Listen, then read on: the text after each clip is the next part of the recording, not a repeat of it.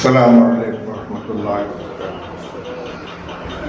بسم اللہ الرحمن الرحیم۔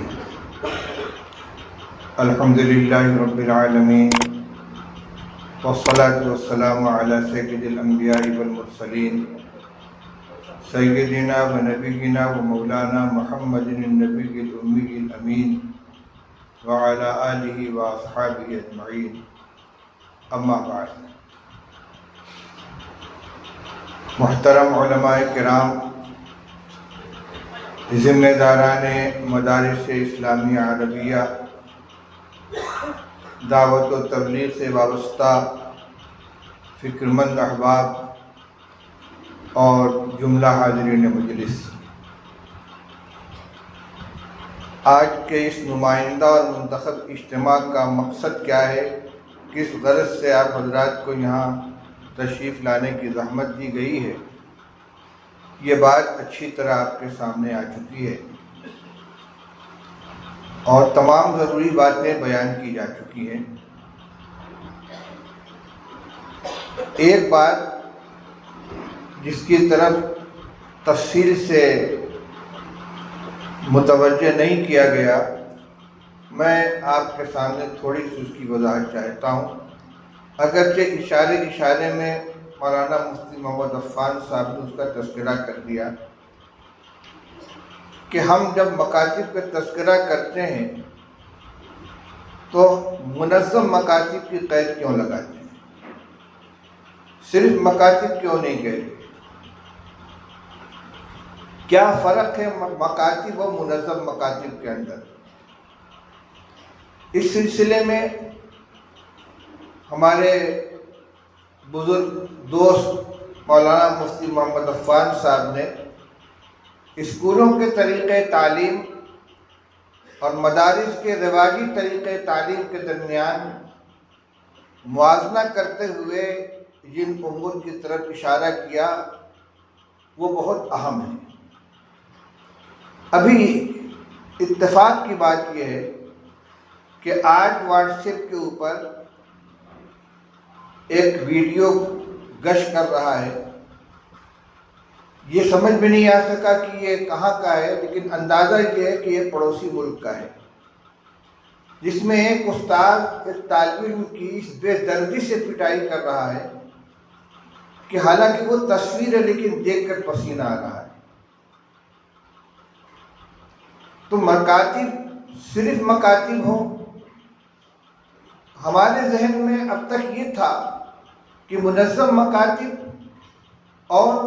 عام مکاتب میں یہ فرق ہے کہ ایک جگہ فیس لی جاتی ہے اور ایک جگہ فیس نہیں لی جاتی، حالانکہ حقیقی فرق یہ نہیں ہے، پورے نظام اور پورے سسٹم کا فرق ہے۔ مکاتب کا مقصد صرف اتنا ہے کہ بچے آئیں، ان کو ناظرہ پڑھا دیا جائے، قرآن پاک پڑھا دیا جائے اور ان کو اس لائق بنا دیا جائے کہ وہ کسی مدرسے میں داخلہ لے سکیں یا حفظ کر سکیں، مکتب کا مقصد حاصل ہو گیا۔ ان کا لباس کیسا ہے، ان کی حاضری کا تناسب کیا ہے، ان کے سرپرستوں کو اپنے بچوں کو مکتب میں بھیجنے کی فکر کتنی ہے، خود بچوں کو پڑھنے سے کتنی دلچسپی ہے، ان چیزوں پر نظر نہیں ہوتی۔ اور منظم مکاتب میں جو چار چیزیں آپ کی طرف کے سامنے پیش کی گئی ہیں، نصاب تعلیم، نظام تعلیم، نگرانی اور ایک چیز کیا تھی، طریقہ تعلیم، یہ اس کے بنیادی عناصر ہیں۔ صرف یہ فرق نہیں ہے کہ ایک جگہ فیس لی جاتی اور ایک جگہ فیس نہیں لی جاتی، یہ تو نظام کو چلانے کے لیے اور اس کو خود کفیل بنانے کے لیے راستہ اختیار کیا گیا، اور اس کا بھی دخل ہے۔ جس چیز کو حاصل کرنے میں پیسہ خرچ ہوتا ہے اس کی قدر و قیمت ہوتی ہے۔ عصری تعلیم میں آپ دیکھتے ہیں کہ بڑی بڑی فیس ڈونیشن دے کر داخلہ کرایا جاتا ہے، یونیفارم کے نام پر اور ٹیچنگ کے نام پر، ٹرانسپورٹنگ کے نام پر، بڑی بڑی رقمیں خرچ کی جاتی ہیں، اس کے باوجود قیمتی ٹیوشن بھی کرایا جاتا ہے، بچے بھی شوق سے جاتے ہیں، اساتذہ اور گھر والے بھی محسوس کرتے ہیں کہ ہم اتنا پیسہ خرچ کر رہے ہیں اس تعلیم کے اوپر، تو ہمارا بچہ اس سے محروم نہ رہے۔ تو بہرحال اس کا نفسیاتی اثر پڑتا ہے کہ ایک فری ایجوکیشن ہے، مفت کی تعلیم ہے مکتب کے درجے میں مدارس کی بات نہیں کر رہا ہوں، وہاں کا نظام کچھ اور ہے، اور ایک ہے خرچ کر کے پڑھانے والا۔ یہ فرق ضرور ہے، لیکن منظم مکاتب میں ان چاروں چیزوں کے اوپر نظر رہنی چاہیے، اور یہی اس کا بنیادی فرق ہے عام مکتب میں اور دوسرے مکاتب کے اندر۔ دوسری بات جو حضرت صدر محترم دامت برکاتہم نے ابتداءً اشارے میں کہی تھی، اور میں نے سوچا تھا کہ میں کھڑے ہو کر اس کی وضاحت کروں گا، لیکن الحمدللہ انہوں نے خود اپنے گفتگو کے آخر میں اس کی وضاحت کر دی کہ ہمارا مقصد اور ہمارا اصرار اس پر نہیں ہے کہ دینی تعلیمی بورڈ سے ہی وابستہ ہو کر مکاتب کا نظام چلایا جائے، بلکہ ملک میں بہت سے ادارے ہیں، بلکہ بعض وہ تنظیمیں ہیں کہ جن کا کام ہی صرف مکاتب کو چلانا ہے، اور ملک کے مختلف حصوں میں ان کے بڑی تعداد میں مکاتب چل رہے ہیں۔ جہاں ماحول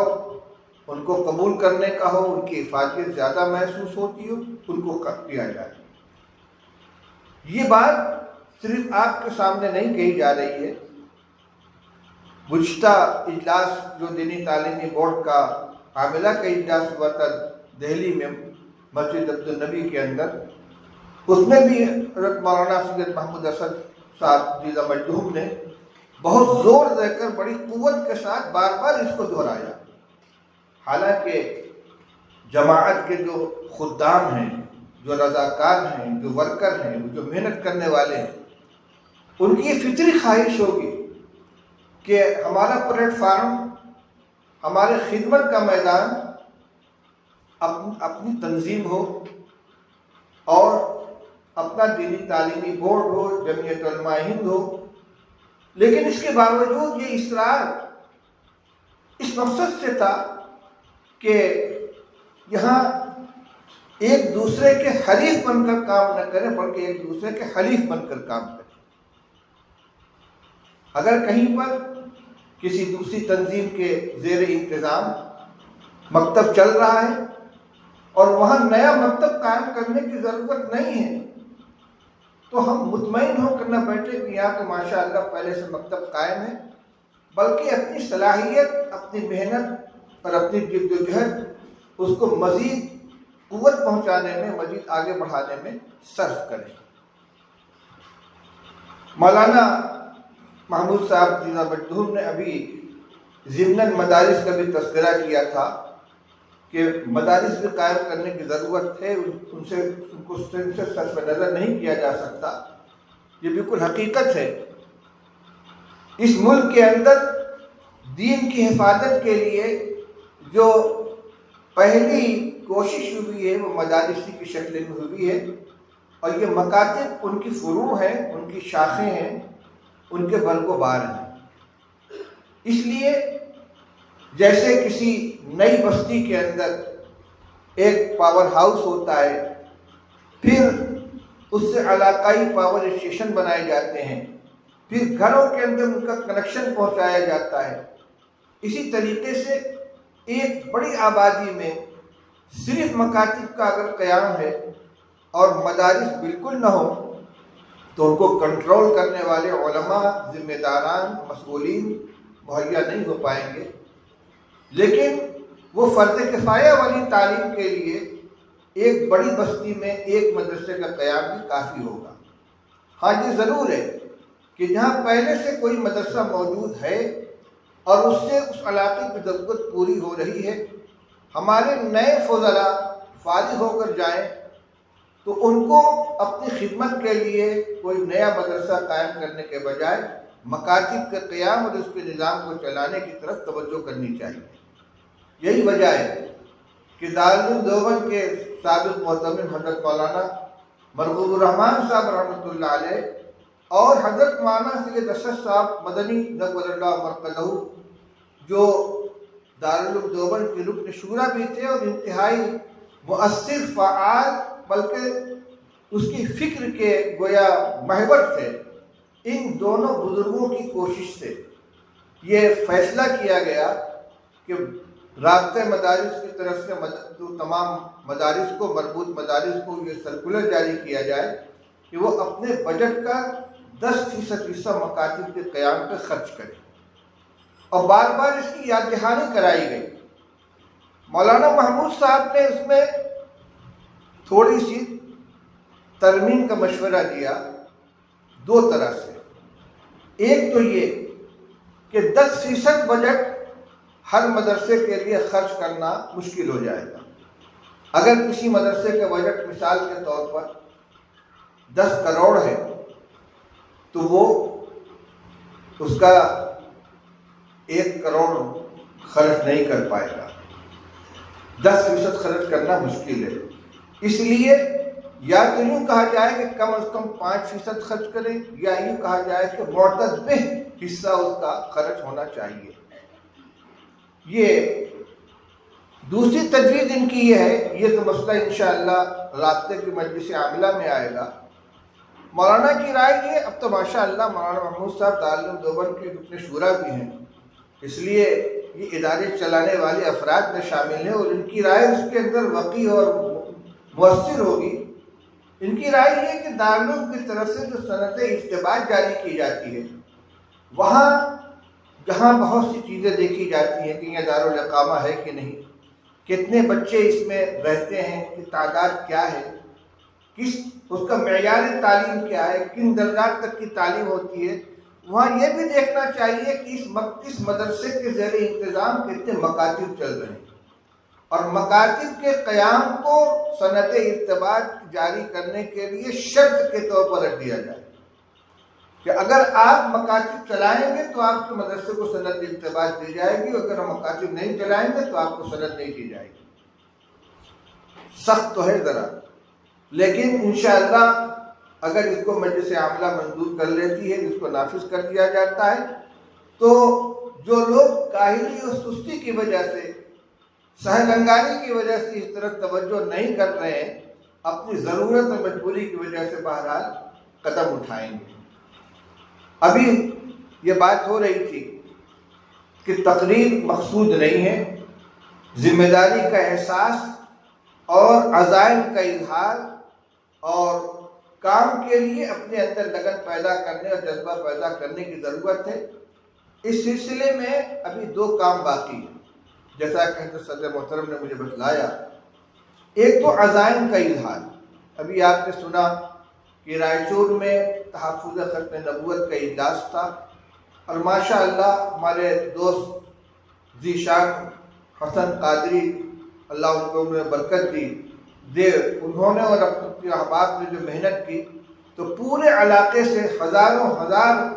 ذمہ دار اور کئی سو علماء اس کے اندر شریک ہوئے۔ اس میں تقریباً 3000 مکاتب کے قیام کا عزم کیا گیا، اور اب ان کا جائزہ بھی لیا جا رہا ہے۔ ان کی باقاعدہ فہرست بنائی گئی، کون ذمہ دار ہے، کس علاقے کے اندر مکتب قائم کرنا ہے، پھر ان سے رابطہ کر کے معلوم کیا جا رہا ہے کہ آپ نے اب تک کتنے مکاتب قائم کیے اور آئندہ آپ کا کیا نظام ہے۔ اور جمعیت کی طرف سے، دینی تعلیمی بورڈ کی طرف سے جو اجلاس ہوتا ہے، اس میں بھی عزائم کا اظہار کرایا جاتا ہے۔ مجلس عاملہ کے گزشتہ اجلاس میں بھی ہر علاقے کے ذمہ داروں سے ان کے ارادوں کا اظہار کرایا گیا، اس کو نوٹ کیا گیا۔ آج بھی یہ عمل کرنا ہے۔ آپ سہولت کو نہ دیکھیں کہ ہم بآسانی 10 مکتب قائم کر سکتے ہیں تو 8 کا اعلان کریں، نہیں، اگر آپ بآسانی 10 مکتب قائم کر سکتے ہیں تو 15 کا اظہار کیجیے، تاکہ 10 تو آپ سہولت کے ساتھ قائم کر لیں اور 5 محنت کر کے، قربانی دے کر، خون پسینہ ایک کر کے قائم کریں۔ اس لیے کہ ضرورت جتنی ہے، کتنا بھی مکتب ہم قائم کر لیں گے، لیکن جن مقاصد کو سامنے رکھ کر ضرورت کے تحت مکاتب قائم کیے جا رہے ہیں، ان کے لیے یہ بھی ناکافی ہے۔ ایک ہی بات کا بار بار اعادہ مناسب نہیں ہے۔ مکاتب کے قیام کی کیا ضرورت ہے، کتنی اہمیت ہے، ایمان اور عقیدے کی حفاظت ہے، آگے آنے والی نسل کے ایمان کی فکر کرنی ہے، یہ ہمارا بنیادی مقصد ہے۔ اپنی گفتگو ختم کرنے سے پہلے میں صرف ایک آیت اور اس کا ترجمہ آپ کے سامنے پیش کرتا ہوں، حالانکہ اس کو شروع میں خطبہ کے بعد پیش کرنا چاہیے تھا۔ اللہ تعالیٰ ارشاد فرماتے ہیں، اعوذ باللہ من الشیطان الرجیم، ام کنتم شہداء اذ حضر یعقوب الموت اذ قال لبنیہ ما تعبدون من بعدی قالوا نعبد الہک و الہ آبائک ابراہیم و اسماعیل و اسحاق الہ واحدا ونحن له مسلمون، صدق اللہ العلی العظیم۔ اللہ تعالیٰ ارشاد فرماتے ہیں، کیا تم لوگ اس وقت موجود تھے جب حضرت یعقوب کے انتقال کا وقت قریب آیا اور انہوں نے اپنے بیٹوں سے یہ فرمایا کہ ما تعبدون من بعدی، تم لوگ میرے بعد کس کی عبادت کرو گے، تمہارا معبود کون ہوگا؟ جواب کیا ملا اس کو بعد میں دیکھیے۔ یہ سوال کرنے والے کون ہیں؟ اولو العزم پیغمبر ہیں، حضرت یعقوب علیہ السلام جو خود نبی ہیں، ان کے والد حضرت اسحاق نبی ہیں، ان کے والد حضرت ابراہیم نبی ہیں، اور ان کی اولاد میں حضرت یوسف تو کم سے کم نبی ہیں، اور تفسیری روایات کے مطابق متعدد انبیاء ہیں۔ نبوت کا خاندان ہے، پوری زندگی دین کو پہنچانے میں اولاد کی تربیت میں صرف ہوئی ہے، لیکن دنیا سے جاتے جاتے ایک نبی باپ کو اپنی اولاد کے بارے میں جو فکر ہے یہ نہیں ہے کہ تم میرے بعد کیا کھاؤ گے، کہاں رہو گے، تمہارا ذریعہ معاش کیا ہوگا، تمہاری زندگی کیسے گزرے گی۔ فکر ہے تو ایک ہے، ما تعبدون من بعدی، تم لوگ میرے بعد عبادت کس کی کرو گے۔ بیٹے کیا جواب دیتے ہیں؟ اپنے والد محترم کی تربیت، ان کی تعلیم کا جو نقش ان کے اوپر بیٹھا تھا تو بیک زبان سب نے کہا تھا، قالوا نعبد الہک و الہ آبائک ابراہیم و اسماعیل و اسحاق الہ واحدا، ابا جان آپ اطمینان رکھیں، ہم اسی معبود کی عبادت کریں گے جو آپ کا بھی معبود ہے، آپ کے آباء و اجداد حضرت ابراہیم، حضرت اسحاق، حضرت اسماعیل کا معبود ہے، الہ واحدہ ونحن لہ مسلمون، وہ ایک معبود ہے، ہم اسی کی اطاعت کریں گے۔ تو ساری زندگی کی محنت کے بعد ایک پیغمبر جو بنی اسرائیل کے جد اعلیٰ ہیں، علماء کرام جانتے ہیں اسرائیل حضرت یعقوب علیہ السلام ہی کا نام ہے، اب بنی اسرائیل میں جتنے نبی ہوئے ہیں وہ سب حضرت یعقوب کی اولاد میں سے ہیں، جن میں حضرت موسیٰ ہے، حضرت ہارون ہے، حضرت سلیمان ہے، حضرت داؤد، حضرت حزقیل ہیں، یہ تمام انبیاء بنی اسرائیل ہیں، سوائے حضرت اسماعیل علیہ السلام کے جو نبی کریم صلی اللہ علیہ وسلم کے جد اعلیٰ ہے۔ تو سینکڑوں انبیاء کے جد اعلیٰ، ان کو فکر ہے اپنی اولاد کے بارے میں زندگی کے آخری لمحے میں، تو ان کے دین اور ایمان کی فکر ہے، تو کم سے کم یہ فکر ہمارے اندر آ جائے اور اس فکر کو اپنے اندر زندگی میں پیدا کریں، تاکہ محنت کے بعد جب ہماری آنکھ بند ہو تو ہمیں اس کا اطمینان ہو کہ ہماری اولاد انشاءاللہ دین کے اوپر قائم رہے گی۔ اب وقت آئے گا اس بات کا کہ آپ حضرات سے عزائم لیے جائے، اللہ تعالیٰ ہمیں اس کی توفیق عطا فرمائے۔ ابھی کئی اہم کام باقی ہیں اور واپسی بھی جلدی ہے، اس لیے میں اپنی گفتگو اتنی بات پہ ختم کرتا ہوں، اس امید کے ساتھ کہ اب تک جو گفتگو کی گئی ہے آپ نے اس سے موضوع کی اہمیت کو سمجھا ہوگا، اپنی ذمہ داری کو محسوس کیا ہوگا، اور زیادہ سے زیادہ عزم اور ہمت کے ساتھ آپ نے اپنے ارادوں کا اظہار فرمائیں گے۔ اللہ تعالی ہمیں اس کی توفیق نصیب فرمائے۔ وآخر دعوانا الحمدللہ رب العالمین۔